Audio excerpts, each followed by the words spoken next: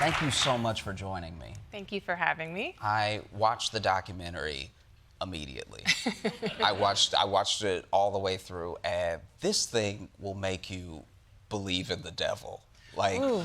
It is crazy how much he got away with and everything that happened. And one of the main questions I had was like, how you got the footage that was him clearly trying to film his own comeback before he got arrested.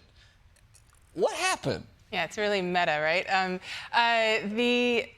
This footage dropped in my lap, and I watched it, and I watched it with my producing partner, and we were up all night, and we were like, oh my God. It was very surreal that at the height of his, everything is on fire around him, and he's got his life on the line, and this is what he was doing in his hotel room. Yeah, it's crazy. It felt almost like watching someone talk about not slipping on banana peel, but there's a camera attached to a banana peel that's like right underneath them. Because the whole thing just, the way that you told the story, because I feel like so much of what's happening in the doc is things I knew, some things I didn't know, but a lot of things that I knew and I guess I forgot. And I feel like that says something about how we view celebrity or how we view power, that like, oh, you can kind of just take a couple on the chin to the public. Right, right. Well, he's a genius at marketing himself and marketing, his artist, Bad Boy. He's an American mogul, and I think that the underbelly of Sean Combs' world is a dark and mysterious and disturbing place, for a lot of people. And so we had 4 hours to kind of take you on that ride and to kind of trigger memories and, experiences that we all, I was a teenager in the 90s and grew up loving Bad Boy and his artist, and to actually see what was going on behind closed doors was frightening at times. And so you compiled all of this. Did you make specific choices on who to interview? Because, you could talk to Shine, you could talk to Mace, you could talk to people that are mentioned in the doc but aren't on screen as much as the people that did sit down. Was there specific choices that went into who you interviewed and why? Well, you always kind of cast the net wide, and so that was what we set out to do. I obviously really wanted an interview with Sean Combs and went out to him on multiple occasions and thought in my head that I was going to have the opportunity to do that. Wait, I'm so sorry to interrupt you. You went to Sean Combs. Not physically. No, not physically, yeah, not but physically. Still, just you were like, hey, I'm making a documentary about you that you won't like. Hey, I was like, my job is to present all sides, right? So, yeah. So even though 50's name is attached to this, you should still, it'll be authentic, If you participate, we'll print it. I mean, we have your footage, so yeah. Well, he didn't know that. He didn't know that at the time, but yeah, that would have been the holy grail. It was the holy grail for me. It didn't happen, but there were a lot of people that I talked to off camera. There were a lot of people, a lot of people were really afraid for their lives, their livelihoods, to be on camera and to participate. We started this before there was even an indictment. So it was like the dark ages of the story, So it wasn't like he was in jail and people could be like, okay, I can talk now. He was still out in the streets of New York. Jeez. So are you nervous? Are you, I am in New York again. Yeah, of course. People were sharing with me really very disturbing things about, what this guy allegedly is capable of. And so by default, taking all of that in was nerve-wracking. And, for myself, for my crew, when we would come to New York to shoot, it was always you could cut the tension in the air because people would come and sit. I had people stand me up, for interviews because they were like, oh, I got a phone call and I think, no, it's not gonna happen today. I'm too scared. So it was wild. Yeah. And I guess when you think of something like that, you think about people's fear then versus how there are so many sort of open secrets versus the time that's passed and him actually being indicted, arrested, and everything. Do you think those people still hold that same fear, or do you think that any amount of, I guess, power is diminished? Well, I think that the people that participated in the series, I think that there was a sigh of relief for them that, there's power in numbers. And I think that it was very eye-opening for them to watch the series, because I told no one, who was participating for everyone's right to privacy. And when it came out, I got a lot of messages from participants and other people that were like, that was my story. I thought I was the only one carrying that load or carrying that burden. And so I feel like there was a sense of them being freed from, whatever he had warned them about not sharing. Their silence was killing them. And so by participating in the series, I think that there was a great weight lifted off of a lot of people. Yeah, no, that makes a lot of sense. And when you look at this project as something that is out there now, people know what they know, you've presented your story, you try to present all sides and everything. And like we mentioned, there are some people who are mentioned but not expressly like part of the conversation and everything. And 50 Cent said that there's more footage than y'all even knew what to do with. So is there gonna be a sequel of episodes to cover other stories, or do you think that it kind of rests as it is? I mean, when I finished it, it was definitely like, mic drop, we were done. Yeah. Because it was, 2 years of my life, the life of my edit team, my producing partners, like all of us coming together. But we have a lot more. We have so much footage. I mean, these interviews would go like 12 hours sometimes.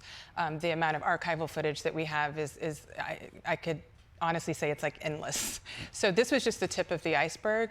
I think to come out and to do more, I'm kind of waiting to see how things are going to play out, and curious to see if some other people might come out on their own. And so we'll see. The story is not over. I think there's over 100 civil suits that he's still facing right now. So there's a lot more to play out. Got you. So it's not a yes, but it's not a no. No, I could tell. Yeah. Now, 50 Cent's also attached to the project and everything. On a scale of 1 to 10, how much does he hate Diddy? Like, is it, like, is it 50? Don't get me.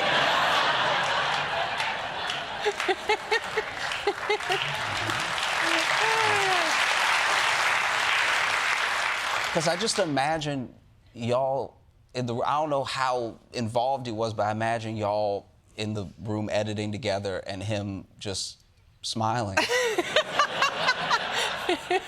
He smiles a lot, right? Yeah. I do. No, he doesn't hate Diddy. Oh, okay. No, and to be honest, I would do cuts, screen them, for him, and he was smiling.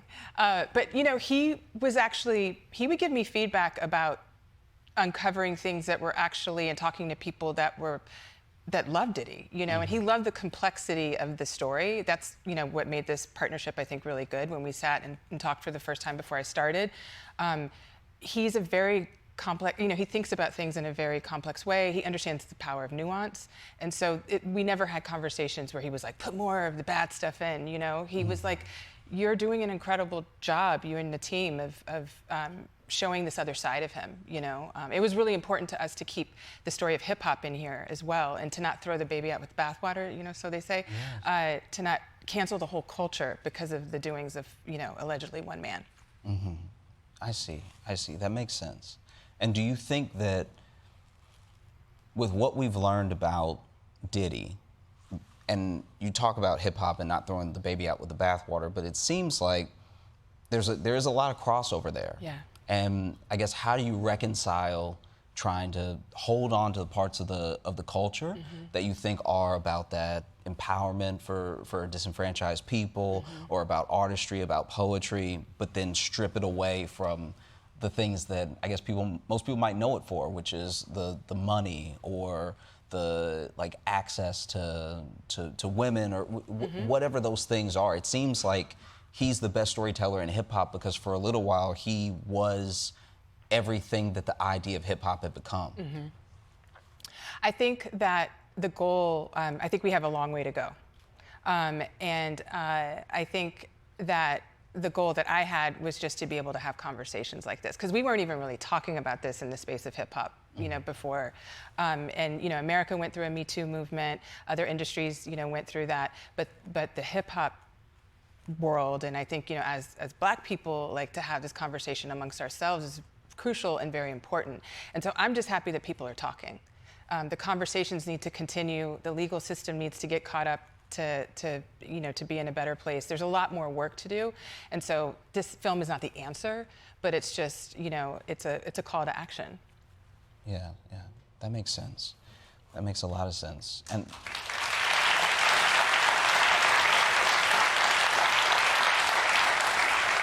when you talk about Diddy and his marketing of himself, or as this ambassador for hip hop and everything, that sort of thing doesn't just turn off. Like when Diddy gets out, because I'm sure you think about when Diddy gets out. Yes. I think about when Diddy gets out all the time. Like I think a lot of people do. Yes, I do. I have also been talking a lot, and so I wonder though, when he gets out, do you think that he's already planned a strategy, the same way that he had a camera crew following him leading up to his indictment to basically think 10 years ahead for a comeback story that he was probably going to shoot of himself? Do you think that right now he's also figuring out how he's going to pivot? Absolutely. Yeah. Absolutely. I think that he is the father of reinvention. He has reinvented himself, and through horrible circumstances, for decades, he's able to kind of come out of the ashes and do a mea culpa press tour and on to the next. I don't know if it's going to work this time, but I think that Diddy is definitely. I never call him Diddy. I always call him Sean. I think Sean Combs is someone who views chaos as a ladder. Mm-hmm. That makes a lot of sense, especially when you watch the documentary and everything. I mean, do you have any guesses at what that shift's going to be? What that? I've heard so many different theories. There's some people that were like, I think that he's going to manufacture baby oil. And I was like, that is wild. That was one that I heard, and she was like, no, I'm serious. I'm very serious. And I was like, you know what? I could see. I don't know what is going on through that man's head right now. But if I wouldn't be surprised. If I'm throwing it out there, because I've been talking about this with friends, I think he would come out of jail, he would lay low, and then he would sort of resurface as like a pastor. Ooh. Yeah. Oh, that's deep. I think he would be like, hey, I was bad. I was the worst of the worst, and then God found me in that cell. And now, look at who I am. Look at where I am. And then, you see him next to. Well, we see him doing the work. Mega church pastors. Yes. Yeah. Well, there's that. That is very deep. Maybe I'm wrong. It'll probably be the baby oil thing. But I don't know. He's good at shifting. He's the shapeshifter for sure. Anything is possible with that man. Yeah. He's got an imagination. Unfortunately. Yeah. Thank you so much for joining me. I appreciate you so much. Thank you for being here. Sean Combs' The Reckoning is available to stream on Netflix. Alexandria Stapleton.